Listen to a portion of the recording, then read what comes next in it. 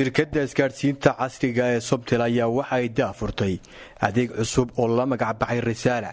kaas oo ay ugu tala gashay in laga baxo xaaladdan adag ee uu sababay xanuunka COVID-19 isla markaana dhanka kale lagaga faa'iideysto bisha barakeysan ee Ramadaan ee fooda inagu soo haysa adeegan cusub oo iskugu jira laba nooc ayaa waxa faahfaahin ka bixiyay madaxa suuqeynta shirkadda Somtel Khadra Cabdiraxmaan Cabdilaahi adeega koobaad haddaan ku horeeyo waa adeeg diini ah oo aan ugu talagalay bulshadu marxaladan hadda lagu jiro inay ka faa'iideysato adeegani waa adeeg ku sahlaya adiga oo jooga gurigaaga amba xafiiskaaga amba guud ahaanba meel kastoo aad joogto in xataa haddaad la joogto xoolahaagii amba aad beertaadii ka shaqaysanayso amba aad geed hoostii joogto wuxuu adeegani ku sahlayaa inaad si fudud aad u baran karto diinta islaamka iyo guud ahaanba caqiidada suuban ee islaamka adeegan waxaad kaga faa'iideysan kartaa inaad barato quraanka kariimka sidoo kale waxaad kaga faa'iideysan kartaa inaad barato tafsiirka iyo guud ahaanba inaad la socoto amba aad dhegeysto maxaadirooyinka kala duwan ee culimada Soomaaliyeed iyo fadwooyinka ay jeediyaan guud ahaanba barnaamijkan diiniga oo haddii tafsiir noqoto iyo haddii quraan noqoto iyo haddii maxaadiro noqoto guud ahaanba halka lagu soo ururiyay waa mid ay shirkadda Somtel ugu tala gashay xaaladdan hadda aynu ku jirno maadaama dadku guryahoodii ay joogaan inay bulshadu ka faa'iideystaan isla markaana si fudud iyagoo u baahnayn inay internet isticmaalaan ay mobilkooda gacanta ka dhageysan karaan adeegan barnaamijka labaad ee aan doonayno inaan bulshada soo bandhigno waa barnaamij aan ugu talagalay inaanu kor ugu qaadno adeegyadii dhinaca internetka ee shirkadda Somtel ee bulshadu ay markii horeba aad ugu xidhnayd hadda waxaan macaamiisha u soo bandhigaynaa adeeg cusub oo aan ugu talagalay macaamilku isagoo gurigiisa jooga inuu internet xawaarihiisu aad iyo aad u sareeyo uu heli karo isla markaana ku raaxaysan karo adeegan waa mid aanu doonayno bulshadu inay waqtigan amba xaaladdan dadku guryahooda joogaan ay ka faa'iideystaan maadaama adeegii hore diiniga ahaa laga baranayay mobilkeeda internet loo baahnayn laakiin adeegan wuxuu sahlaya isaguna waxbarashadii kale ee dhinaca jaamacadaha iyo iskuullada iyo guud ahaan researchadii amba aqoontii kale dhalinyarada amba bulshadu ay dhinaca internet ka sameynayeen inuu u sahlo adeegan waa mid aan hore dalka lagu arag isla markaana aan chance-kan oo kale hore bulshada u soo marin waana mid ay macaamiisha shirkadda Somtel ay insha Allah nasiib heli doonaan kana faa'iideysan doonaan barnaamijkan cusub ee internetka shirkadda Somtel ay soo bandhigayso waa mid aanu 250 ilaa 300 aanu bulshada u jabinay qiimihii hore marka loo eego haddii aad $1 ku shubato mobilkaaga waxaad heli doontaa 5 GB oo internet ah sidoo kale waxaad heli doontaa 500 oo minute oo ah hadal ku hadli doonto telefoonkaaga iyadoo aan doonayno maadaama xaaladdan lagu jiro in bulshadu ay iska warhayso wada xiriiro familiyada asxaabta dhalinyarada iyo guud ahaanba sidoo kale ay qof walba ku xidhnaan karo qofkii kale dhalinyaraduna ay ku xidhnaan karaan jaamacadoodii iyo iskuuladoodii ayna ku wada xiriiri karaan telefoonka shirkadda Somtel sidoo kale gudoomiye ku-xigeenka shirkadda Somtel Cabdinaasir Daawud oo madashaasi kalmado kooban ka yiri ayaa waxa uu sharaxay ujeedka shirkaddu ka leedahay soo bandhigida adeegyadan cusub runtii waqti adag baynu ku jirnaa oo dunida oo dhani ay isbedeshay oo qaab nololeedkii dunida oo dhan sidii ahayd mahasi kale isku bedeshay runtii waqtiga adag ay ku jiraan bulshadu anagu shirkad ahaan waxaanu ka fikirnay inaanu ka qayb qaadano oo bulshada wixii aanu tari karno inaanu ma taqaanaay u offer gareyno anagoo eegayna bulshada qaybaheeda kala duwan haynteeda kala duwan iyo muxuu ahaayay qaabka nololeedkeena aynu u baahannahay marka waxaanu design gareynay ta koowaad inaanu horta mujtamaceenu waxa u baahan yahay oo especially halka ugu daran oo waxbarashadii inaanu u design gareyno muxuu ahaayay package waxbarashada iyo cumuuman dadka oo dhan runtii markii aanu diyaarinaynay waxaanu eegnay waxyaalo fara badan baanu eegnay marka waxaa noo soo baxday inaanu discount-kaanu sameynaynaa inaanu haddii aanu khasaare ku gelayno inaanu horta mujtamaca siino service fiican oo waqtigan adag u noqon kara garab package-ka aanu sameynay discount-ka halkaa inooga muuqda waa 250 waa dareemi kartaan marka ganacsi leeyahay discount-ka intaa leeg la sameeyo waa runtii sacrifice aanu isniinay bulshada in ay ma taqaana u qalanto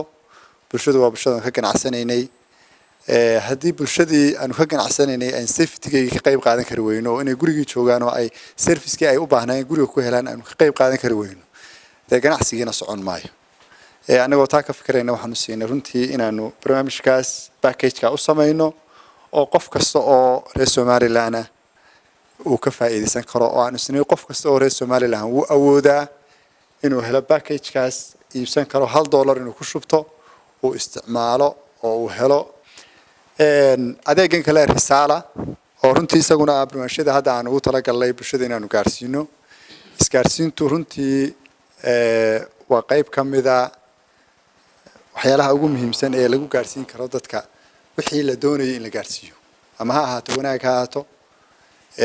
ama waxbarasho ha ahaato ama diini ha ahaato ama waxyaalaha kala duwan ha ahaato ama wacyigelin ha ahaato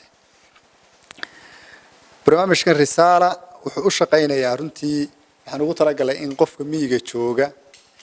ee raba inuu tafsiirka quraanka dhamaysto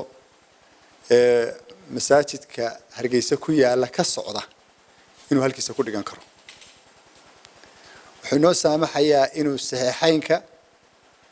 oo duuban oo afkiisii hooyo lagu turjumay inuu qofku ka baran karo isagoo miyi jooga isagoo magaalo jooga isagoo gurigiisa jooga wuxuu noo saamaxayaa barnaamijkan risaala in muxuu ahaayay duruusta islaamiga ah oo dhammaystiran oo culimadu ay duubeen oo turjuman oo afkooga hooyo kugu turjuman inuu dhammaanteedba ku baran karo isaga oo garaacaya shortcut-kaas kaliya waxa kaloo uu u saamaxayaa inuu quraankii kariimka ahaa barashadiisii iyo dhageysigiisii labadaba inuu ka baran karo runtii waxyaalaha aadka uu faa'iidada ugu yeelan doono waxa kamid ah dadka aan awood u lahayn ama soo gaari karin inay masaajida wax ka bartaan madaarista wax ka bartaan ama miyi hadda ganaadaan ama magaaladaba qayb ka joogaan inuu u fududeynayo inay easy u bartaan iyaga oo wax ay muxuu ahaayay bixinayaana uu yahay wax aad u kooban oo bishii oo dhan laga yaabo inay $0.5 noqoto jaamac muuse jaamac gudoomiyaha xarunta dhaqanka ee Hargeysa ayaa sheegay in adeegan cusub ee risaala iyo qiimo dhimistan ay shirkadu samaysay ay timid xilligii ay bulshadu ugu baahida badnayd aad ugu mahadnaqaya oo runtii farxad weyn ah inaan idin la joogo inaan imaado in shirkadaha isku sidkan ee Habshiil gaar ahaan qaybta isgaarsiinta ee Somtel inay dhageysato ummadeeda inay dareento xanuunka oo la dareento xanuunka iyo dhibaatada culayska faraha badan leh soo dul fuulay dadka iyo ummadda iyo dadka dhaqaalahoodu kala duwan yahay Somaliland oo ay samayso maqasho dhageysato wixii ay ummaddu ka codsanayso oo ah maanta waa la isu baahan yahay maanta waa maalintii la isgarab taagayay dadka maanta waa maalintii wax la wada qabsanayay inay wax la qabsato oo wax la wadaagto oo wax ku celiso ummadeeda oo laba adeeg oo aad iyo aad u qiimo badan oo sidii mikaalkan laga sheegay maadaama bishii khayrka lahayd Ramadaanna ay foolka inagu soo hayso ardaydii oo dhamina ay joogaan guryaha oo ay iskuuladii xidhan yihiin oo reer kasta dhaqaalihiisa ay ku soo korodhay 6 ama 7 caruur ah oo iskuulkii ka fadhiya oo dhamaantood doonaya inay internet isticmaalaan intaasoo culays soo kordhay inay dhageysato oo laba barnaamij aad u qiimo badan oo bina yahay ka risaala ee adeega cusub ee haynu diinteena ku baranayno midna uu yahay ka gaar ahaan ardayda laakiin dadkii oo dhan oo guriga jooga ee guriyihiina ku ekaada ee guriyihiina dhex jooga intaas inay iskarab taagaan oo ay sameeyaan qiimo dhimis aad u fara badan waa wax aad iyo aad loogu farxo waa waxa aan aad iyo aad ugu amaanayo waa waxaan ugu ducaynayo shirkadda in Ilaahay khayrkeeda ka siiyo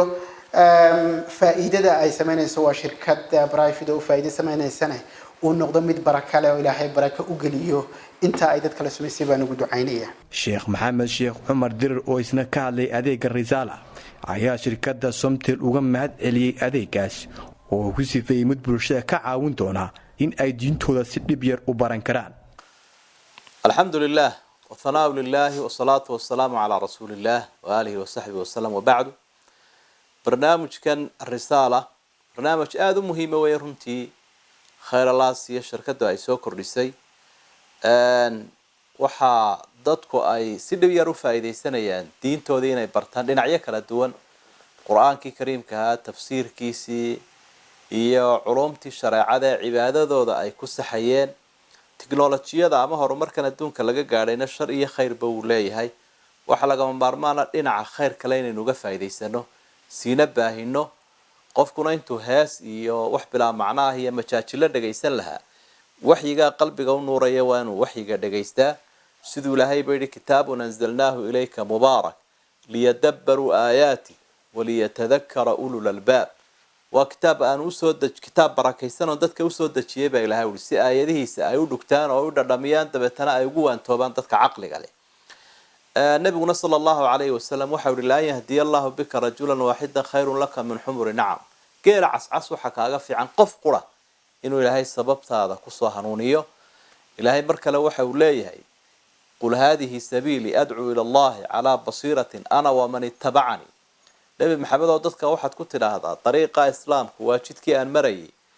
aniga iyo ciddii raacdayna dadkaan ugu yeedhaynaa marka waxaynu u niyoonaynaa dacwad inuu yahay oo dadka khayrka loogu baaqayo markaa in laga faa'iidaystaa buu mudan yahay oo dadku dhagaha ay gashadaan oo quluubta ay ku culaan ilaahayna waxaynu ka baraynaa ciddii soo diyaarisay iyo cidda baahinaysa iyo cidda ka faa'iidaynaysaba inuu miisaanka xasanaadka u saaro abaalmarin weyna ka siiya aakhiro maxamed jaamac oo ka socday shirkadda dahabshiil group ayaa isaguna waxa uu xusay in dahabshiil group ahaan ay mar kasta diyaar u yihiin in ay ka qayb qaataan wax u tiridda bulshadooda aad iyo aad baan idin salaamayaa kasoo qaybgalayaasha xafladan lagu daafurayo labadan adeeg ee qaaliga ah ee risaala iyo adeegan bulshada loogu talagalay xidhmooyinka cusub runtii arrintani waa arrin labada arrimoodba waxa keenay baahi baa keentay shirkaddu waa midee dadkay ka mid tahay oo waa citizen bay matala citizenska ayay ka mid tahay dadweynahay ka mid tahay sida awgeed wixii dhiba yimaada iyo wixii dheefa yimaadaba inay la qaybsato waa waxyaalaha ku jira matala qayimkeeda ku jira sida awgeed horta matala salaan baan horta matala idinka wadaa matala maamulka sare sidoo kale matala ay u fududeeyey aqbalay soo jeedintii matala dadweynaha iyo soo jeedintii maamulka la qaatay in matala labadan adeegba matala si loo fuliyo matala dadweynaha loogu fuliyo runtii ingiriisku waxay yiraahdeen necessity is the mother of invention baahida ayaa keenta halabuurka keenta marka horta runtii matala arrintani waxa keenay waa baahida jirta ayaa keentay sidee baanu capacity iyo infrastructure-kii shirkadu lahayd sidee baa matala loogu faa'iideyn karaya matala dadweynaha loogu faa'iideyn karaya sidee baa ardaydii yaryareed loogu faa'iideyn karaya sidee baa macallinkii uga faa'iideysan karaya sidee baa qaybaha kala duwan ee bulshadu ay uga faa'iideysan karayaan marka runtii arrintani waa arrin sii xoojinaysa awalba booskii bulshada ay kaga jirtay shirkadu marka haddaanu nahay dahabshiil group haddaanu nahay runtii waa arrin mataqaana aanu hadhiyo habeenba matana usoo jeedno inaanu bulshada qaybteeda ka qaadano hadday tahay xag farsamo hadday tahay xag wax soo saar hadday tahay xag shaqaalaysiin hadday tahay shirkadu waa dee shirka baahi badan oo matala bulshadu leedahay ayay fulisaa gabagabadii waxaa ereyo mahadnaq iyo bogaadinba u badan madasha ka yidhi culimo ka socotay wasaaradda diinta iyo waqaafta somalilan iyo jimciyadda qur-aanka kariimka adeegan ay soo bandhigeen horena adeegyin noo soo bandhigeen anaga haddaan qur-aanku nahay dhowr kuwiiga ugu dambeeyey adeegyina raali geliyey oo ku faraxnay oo wax noo qabtay ayay noo soo bandhigeen sideedii baan u qaadanay wada shaqayn fiican baa ka dhexeeya daladaha qur-aanka iyo shirkadda somtel gaar ahaan intii dhibaatan ay dhacday iyagaa markaa noo yeedhay annaguna waan la qaadanay markaan u aragnay dantii qur-aanku in halkaa ku jirto marka horena shirkaddii qur-aanka ay ahaayeen oo weligood bay maalgelin jireen qur-aanka somtel marka maantana waxay noo soo siyaadiyeen shareecada la baranaayo iyo maxaan ku dhahay halkaa dooraad ku shubanayso wiigii oo intaasoo jiibiya iyo intaasoo minid baad hadlaysaa marka ummadda anigu waxay la tahay bulshadu meeshii u dana ha eegtaan inagu waxa weeye haddii bulshada maxaynu macmiil bayna inagu halka inoo dana somtel baa inoo dana oo idinka arkaya marka haddii aad garateen ajri badan baad ilaahay ka helaysaan dadka ayaa ku soo hanooni doona jahliga lagaga bixi doonaa idinkana ajri badan baa alla idin qoraya nabiguna wuxuu yihi calayhi salaatu wasalaam man dacaa ilaa hudan qofka hanuun ugu yeedho qofna kusoo hanoono qofkaas soo hanoonay ajrigiisa ayaad leedahay isagana waxba laga nusqaamin maayo marka dadka kitaabka dhagaysta ee salaada iska saxa maalan ilan waa ruknigii labaade ama isagoon salaadba tukan jirin markuu dhagaysto xadiistii muxaadarada qalbigiisu qooyo ilaahay caabuda ama wax uu qalqaldaya iska saxa intaasoo dhan ajriga samtel iyo dadkii soo abaabulay waxan baa lagu qoriyay horta khayr baa ku jirtaane ilaahayna u mahadnaqa barnaamijkana ha la sii xoojiyo waxaanu ku dardaarmaynaa in dadka aad iyo aad loogu dhiirageliyo waayo dadku telefoonkan inaan haysanin ma jiro miyiga magaalada wax intaa muhiima waliba inaa u jabiseen iminka reerkaygu aad buu isticmaalaa $5 markaan bishii ku subto muraada anigii caruurtayda iyo islaantayduba dadkayguba kuwaas baanu ku wada hadalnaa internetkana waanu kaga shubanaa macaamiisha somtel baanu nahay aad u adeegsataa waayo sida cali noo sheegaba bulshadan waad u fudayseen ugu dambeyn aqoon-yahan axmed qodacadi oo ka socday jaamacadda hargeysa ayaa isaguna halkaasi ka hadlay adeegan risaala waxa weeyaan waa kelmad weyn oo culus oo qurux badan oo haddii runtii marka la aad loogu fiirsado aad iyo aad u qiimo badan laakiin nidaamkan aa keenteen ee nidaamkan risaalada waxa weeyaan maanta qof waliba wuxuu haystaa telefoon qof waliba kiyo xora oo waqti badan haysta ayuu risaalada tafsiirka iyo quraanka iyo muxaadarooyinka iyo diinta islaamka waxyaabaha la xiriiro dhan uu heli karaa oo loo sheegi karaa oo ka dhageysan karaa telefoonka lana socon karaa